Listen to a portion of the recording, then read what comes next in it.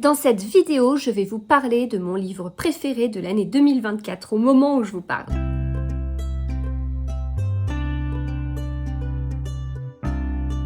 Hello, j'espère que vous allez bien. Je suis contente de vous retrouver avec ce livre qui vient de détrôner mon livre préféré de l'année. Quand j'en ai parlé en story sur Instagram, on m'a dit quoi? Il détrône la dernière allumette de Marie Vareille? Eh bien oui, comme quoi l'année n'est pas finie. Je sais plus quand est-ce que je l'ai lu, en mars je crois, comme quoi on peut faire encore de très chouettes lectures entre mars et la fin de l'année. Et la fin de l'année arrive petit à petit. Peut-être que je vais encore découvrir d'autres livres et d'autres... Enfin, je vais découvrir d'autres livres, ça c'est sûr, mais peut-être qu'il y en a qui seront encore meilleurs d'après mes critères que celui-ci. Mais je m'y attendais pas. J'attendais beaucoup de ce livre. Comme j'attendais beaucoup de ce livre, j'avais très peur d'être déçue et je ne m'attendais pas à l'aimer à ce point. En numéro 1, mon livre préféré de l'année 2024, c'est celui-ci. En numéro 2, c'est La dernière allumette de Marie Vareille. En numéro 3, c'est... J'ai plus le titre exact en tête, mais le dernier livre de Valentin Musso. Pour l'instant, on est sur ce trio et en 4, je mettrai bien sûr Souffre de Nicolas Druard. À voir, l'année n'est pas terminée. Alors, celui-ci, pourquoi est-ce que j'en attendais beaucoup? Parce que j'ai eu vraiment la chance, l'immense chance, de faire un petit interview, d'échanger avec Michel Bussy dans les locaux d'Editis. Vous avez dû voir peut-être, en tout cas si ça vous intéresse, vous pouvez aller jeter un petit coup d'œil sur mon réel sur Instagram. J'ai aussi mis sur mon compte TikTok un petit échange de 15 minutes que j'ai réduit à 3. Et c'était très intéressant et en fait pour moi, l'une des caractéristiques de Michel Bussy, même si je n'ai pas encore lu tous ses livres, mais à chaque fois, ce que je vois, et du coup je commence à m'attendre à ça, c'est un dénouement qui me met une sorte de claque. Et moi qui suis fan de polar, de thriller, d'Agatha Christie, c'est ce que je cherche. Et quand je vous parle de mes 3 livres préférés de l'année, donc Michel Bussy, Marie Vareille, Valentin Musso, ce sont 3 livres qui ont ces caractéristiques. Ce sont des livres qui m'ont surprise à un tel point que ce sont devenus des livres, des gros coups de cœur en fait. Des coups de cœur, ça arrive, je vous dis oui, ce livre est un coup de cœur, etc., etc. Je vous ferai comme d'habitude à la fin de l'année un bilan de toutes mes lectures, classées par genre, parce que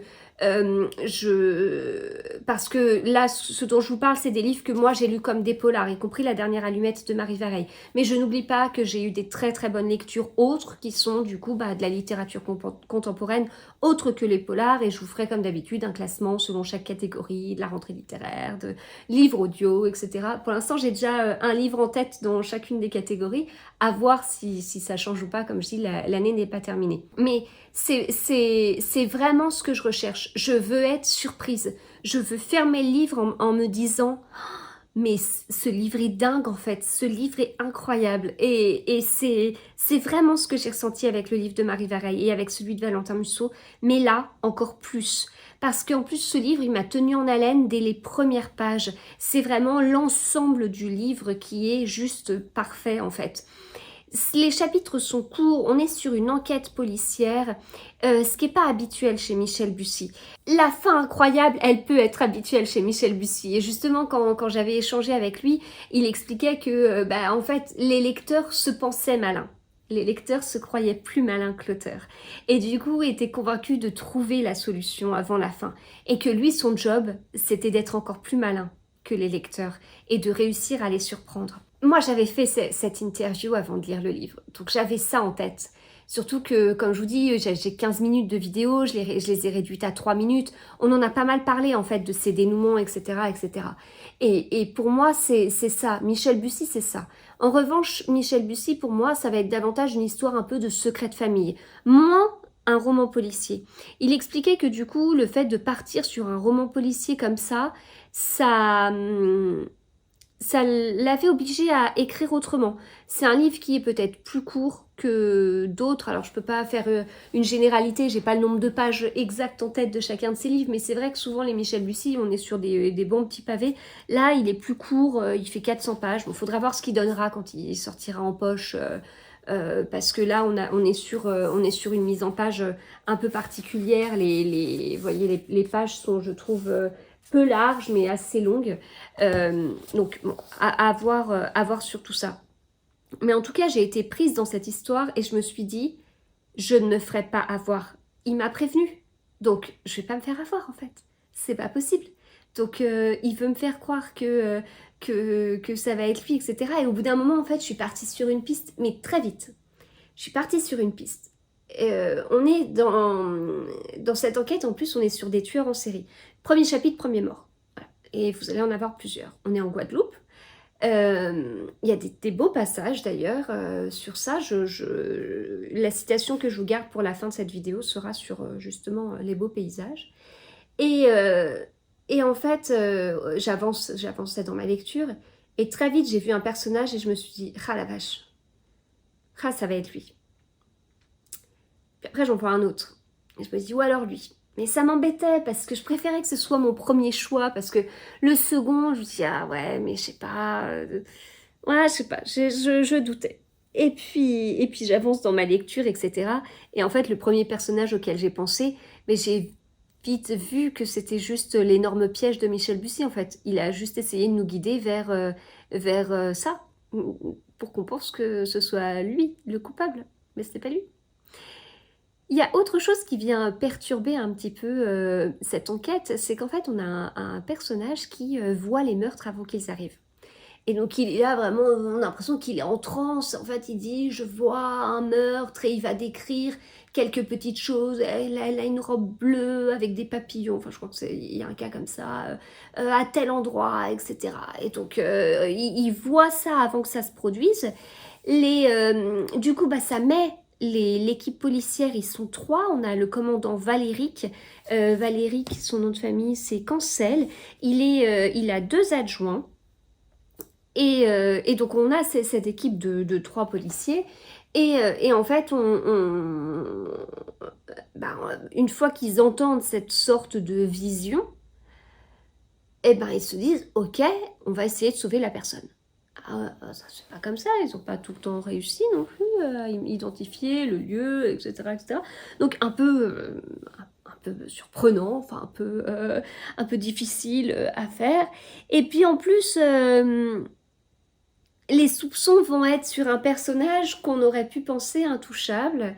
Euh, et puis on voit pas le lien. Enfin bref, on avance, mais j'ai presque envie de dire que plus on avance et plus il y a du flou. Plus on avance, plus il y a des morts aussi. Et puis on arrive sur la fin du livre, et le dénouement commence à être dévoilé, et là je suis restée scotchée. Mais en plus, Michel Bussy, il fait des beaux dénouements dans le sens où il nous donne pas le dénouement sur la dernière ligne sans explication. Non, il y a un côté raisonnement, réflexion, comment on en arrive là, etc. Même si je vous ai parlé d'un personnage qui a comme ça des visions, on n'est pas sur un livre fantastique et vous allez avoir un vrai dénouement. Et là, donc c'était un samedi soir. Ma grande était en train de regarder la Starac. Je lis ça et je me dis, mais non. Puis je crois que je l'ai même dit en disant, mais c'est incroyable ce livre, il est incroyable en fait. Et là, j'ai failli enregistrer un petit morceau de vlog pour vous dire, je viens d'arriver sur quelque chose, mais que j'avais pas vu venir. Je me suis dit, allez, il me reste encore des pages à lire. Je continue. Et je continue, bah ouais, mais en même temps, le dénouement, il n'était pas terminé.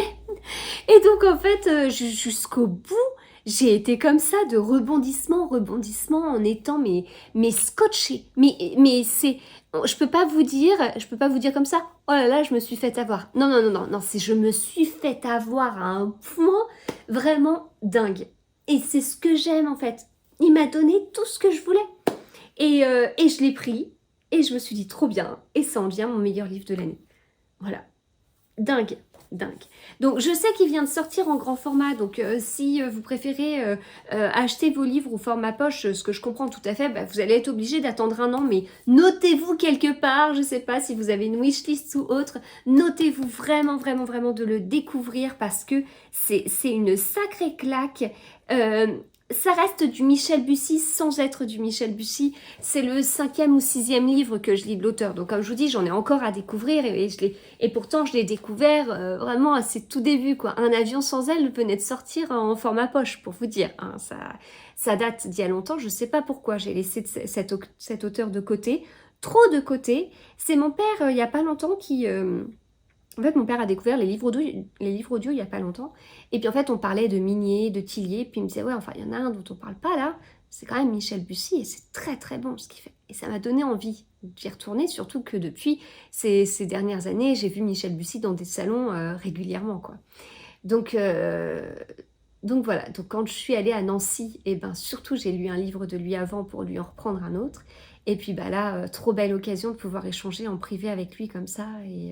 Et en plus de tomber sur ce livre. De toute façon, à chaque fois, les livres préférés de chaque année, il y a le livre, il y a l'expérience à côté. Voilà. Après, on reste fin octobre. Il reste 2 mois dans l'année. Ça se trouve, ma meilleure lecture de l'année, c'est celle que je ferai le 31 décembre. Hein. On ne sait pas. Hein. Et ça, j'ai envie de vous dire, c'est très chouette. Pour l'instant, je ne sais pas comment on pourrait détrôner ce livre, mais, mais rien n'est figé. Hein. Enfin, ça fait des mois que je vous dis Marie Vareille, Marie Vareille, Marie Vareille. Ben voilà. Pourtant, je l'ai vue il n'y a pas très longtemps d'ailleurs, puisqu'elle a gagné le prix Audiolib pour la dernière allumette. Donc voilà, on verra bien. Je termine avec un petit passage que j'ai relevé et que j'ai beaucoup aimé.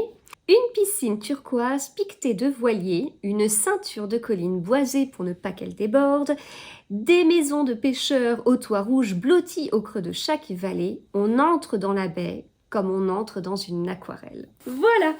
Eh bien écoutez, bah, vous l'avez compris, je vous le conseille à 1000%. Si vous voulez débuter Michel Bussy avec celui-ci, pourquoi pas, mais dites-vous qu'il est particulier car on est sur un roman policier et pas sur un roman... Enfin, on est sur une enquête policière et pas sur un secret de famille. Mais en tout cas, le dénouement, là, vous allez retrouver du Michel Bussy. Donc, si vous appréciez ce dénouement, dites-vous que ce sont des dénouements à la Michel Bussy, qu'on pourrait dire parfois un peu à la Agatha Christie. Voilà, donc très très chouette et je vous retrouve très vite.